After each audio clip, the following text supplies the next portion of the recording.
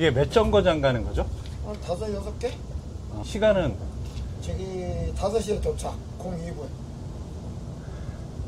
잠시만요. 02분 도착이면 정말 얼마 안 걸리는구나. 서울 화성에서 홍성. 네네. 화성에서 홍성. 여기 아니 이거 좀 경험해 보려고 개통이 됐다 그래서 이쪽이 이제 전혀 대중교통이 발달하지 않았지 않습니까? 네, 그래서 개통이 됐다 그래서 궁금해서 경험해 보려고 차를 주차시키고 다시 돌아올 거예요. 네네. 송산 신도시 쪽에 관심이 좀 있었거든요. 그래서 그쪽에 제가 관심 있는 게 18년, 19년부터 관심이 있어서 계속 지켜보고 있었는데 이제 11월 달에 이게 개통이 됐지 않습니까? 그래서 이제 그것과 관련해서 어떤 시설인가, 또 이게 초지역까지 그 위쪽으로 아직 연결이 안 되다 보니까 한 26년 하반기 가봐야 된다 그러더라고요. 그래서 이게 부분 개통을 왜 했나 그게 조금 호기심이 있었습니다.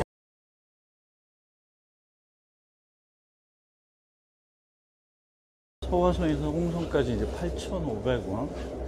요게 이제 임시로 투입된 KTX의 본 객차가 아니라 제가 보니까 세마호로 같은 느낌이거든요.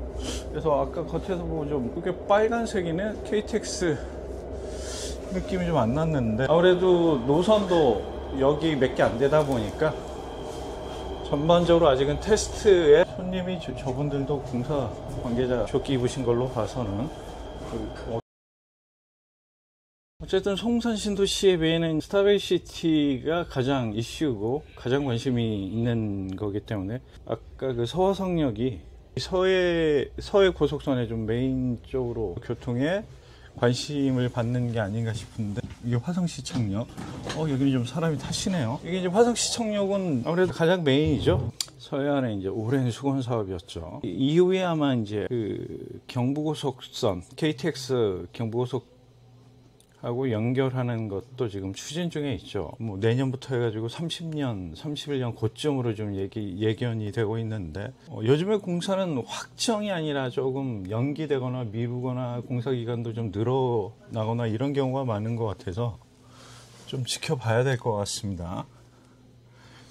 어쨌든 이 서해선, 서해고속선이나 이런 게 KTX와 연결이 되면 조금 더 조건이 많이 나아질 가능성이 있겠죠. 그래도 뭐 서울까지 본격적으로 연결이 되면 3, 40분이면 이내 이제 홍성에서도 서울을 갈 수 있을 거라고 지금 주장들이 나오고 있기 때문에 개통이 되면 오랜 시간 소외된 가장 대표적인 지역이 이쪽 당진부터 시작해서 충청도 쪽, 경기도 쪽, 안산, 화성 이쪽이 대중교통의 버스를 이용해야 되는 불편함이 좀 있죠. 여기 화성시청역 보시면 알겠지만 개통을 먼저 시킨 것은 이 지역 주민으로서는 굉장히 반가운 일이고 여기서 이제 좀 더 확장되는 것들, 노선의 연결성을 갖는 것들 이것들이 이제 계속 추진될 부분이게 저는 개인적으로 역을 6개 정도 이렇게 해서 개통하는 게 무슨 의미가 있나 그런 의구심을 좀 떨칠 수는 없습니다. 이게 이제 제가 보기에는 정치적인, 선거공학적인 여러 가지 포석이 있는 것 같아서 6개만 오픈을 한다면 아무래도 많은 분들이 이용하지 못하게 되고 많은 비용을 들인 몇 조 원대 공을 들였고 오랜 시간 공을 들인 것에 비해서 효과는 굉장히 미미한 것, 그 다음에 주장할 수 있는 것들에 좀 유리한 부분이 있는 것, 그 정도가 현재 이 서해고속선이라든가 이런 부분의 한계가 아닐까, 좀 그게 안타깝게는 좀 생각됩니다.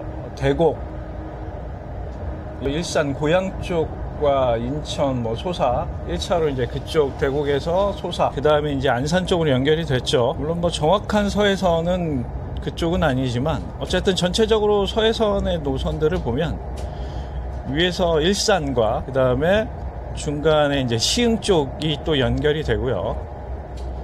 핵심들을 보면 김포공항, 일산, 그 다음에 대곡, 김포공항 쪽으로 가고 그 다음에 이제 소사 쪽 1차로 연결됐던 게 그 일산에서 소사까지 1차로 연결이 됐고요. 그리고 시흥 쪽, 시흥시청 이런 쪽, 그 다음에 선부 초지, 안산이죠. 초지동.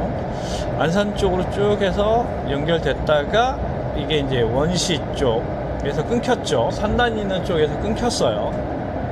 그리고 이번에 이제 개통을 한 게 테마파크부터 뭐 송산, 뭐 화성시청 원래 예정된 건 이건데 이제 서해선과 관련된 것들이 지금 나머지가 연결이 됐죠. 지금도 아직은 테마파크 쪽 그 메인하고 이 송산 쪽하고 이쪽은 조금 더 공사가 진행이 돼서 이게 이제 26년, 27년 사이에 좀 개통이 될 것 같아요.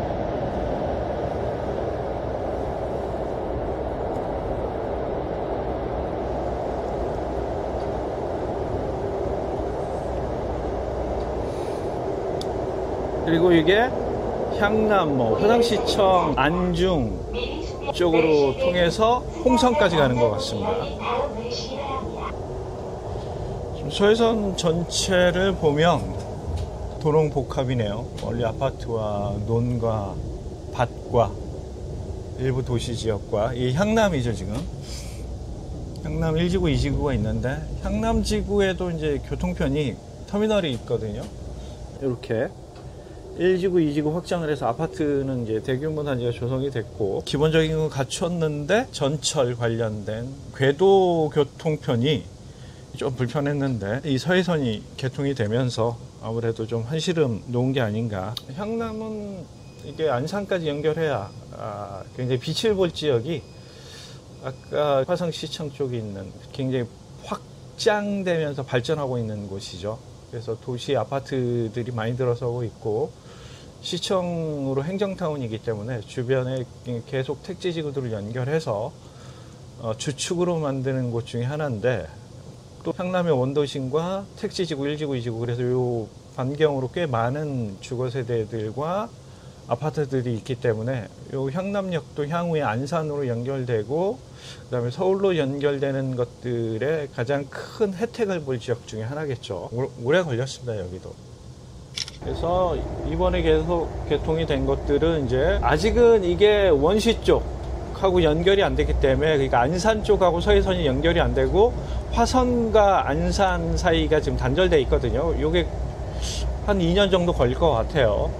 또 공사 기간이 한 2년 걸릴 것 같기 때문에 2년 뒤에 연결이 되면 서해선이 이제 본격적으로 홍성에서 일산까지 원스톱으로 이제 쭉 한 호흡으로 갈 수 있는 거죠. 그렇게 되면 이 화성 쪽 아래 홍성, 화성, 그러니까 안산 쪽엔 원래 다양한 것들이 연결되어 있기 때문에 대중교통이 그렇게 소외되거나 낙후되지는 않았지 않습니까? 거기는 뭐 분당부터 시작해서 분당선부터 시작해가지고 다양한 노선들이 꾸준히 지금 연결을 하고 있고 공사들이 진행되고 있기 때문에 이 안산 아래 지역에 그동안 오랜 시간 교통에 소외됐던 지역입니다. 이제 버스라든가 고속버스 이런 것들도 조금 이용하는 사람이 줄다 보니까 하루에 운영 횟수도 좀 줄어들고 그런 것들을 일시에 해소할 수 있는 게 이런 궤도로 연결되는 철도, 지하철, 대중교통이겠죠. 그러니까 내포 신도시가 솔직히 충청도에 연결되면 그 열차와 관련된 것들을 꾸준히 추진했고 비용을 들여서라도 했어야 되는데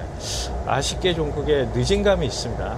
그래서 이번에 서화성부터 시작해서 기본적으로 쭉 홍성까지 연결할 수 있는 많은 노선은 아닙니다.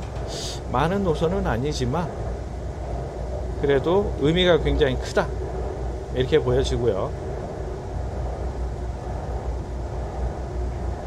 제가 이쪽을 18년, 19년부터 얘기와 관심을 가지고 저는 이쪽에 이제 경매로 땅을 좀 투자하긴 했었는데 그게 이제 18년, 19년 얘기니까 뭐 하루빨리 요게 초지 쪽하고 조금 연결이 돼서 화성 쪽, 홍성 쪽이 교통에 좀 소외돼서 지역 발전이라든가 사람들의 관심이 조금 덜 했다면 앞으로는 조금 더 중심에 설 수 있도록 했으면 좋겠습니다.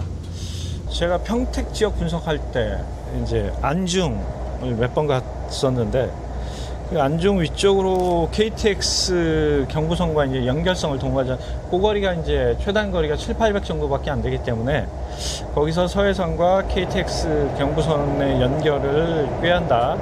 그게 그래서 아까 말씀드린 한 6천억에서 내년부터 뭐 30년, 31년까지 이렇게 한 6년 정도 잡는 것 같은데 그것도 돼봐야 알겠죠. 요즘은 진행해서 확정적인 것들이 보여야 되는 거지 예정으로 얘기하면 굉장히 연기되는 것들이 있고요. 그래서 요즘 연기되는 것들, 보류되는 것들이 전에 비해서 빈도가 굉장히 많아. 그건 이제 왜 그러냐면 워낙 개발 계획들이 난무하고 그 개발 계획 이후에 이제 변수들, 공사 비용의 증가, 뭐 그것을 책임지고 진행하는 사람의 교체 이런 문제 때문에 제대로 진행이 안 되는 경우들이 많아서 요즘은 좀 들어갔다, 공사 들어갔다, 그 다음에 몇 프로 진척됐다 이런 걸 좀 봐야 조금 더 안심이 돼요. 왜 하다가도 멈추는 경우가 있기 때문에. 그래서 계속 확인하고 체크하는 게 좀 필요하긴 합니다. 안중이네요. 평택이죠. 평택은 크게 이제 동평택과 서평택으로 나눌 수 있고요. 동평택의 이제 중심들은 고덕이나 평택역들이 되고, 그 소외됐던 지역의 서평택이 이제 안중을 중심으로 주변에 화양지구부터 안중역 재건 개발 이런 것들의 중심으로 서평택이 도약의 계기가 이 안중에 저는 달렸다고 보거든요. 화양지구 그쪽도 민자 택지개발지구로서 제법 규모가 있지만 대중교통의 연결성이 없기 때문에 그 지역적 한계를 뛰어넘기에는 제가 보기에는 쉽지 않아 보입니다. 그래서 집값이 조금 오르는 듯 하다가 다시 이제 소강 상태로 접어들었는데, 화양지구는 안중역과의 연결성, 그래서 안중역이 크고 안중역이 대중교통적으로 좀 발달해야 그나마 좀 기회가 있지 않을까 싶고 발전에 어려움이 없지 않을까 싶습니다. 이쪽이 이제 저 멀리 보이는 게, 저쪽이 이제 저 아파트 공사 현장들 쭉 보이시는지 모르겠지만 저기 화양지구입니다.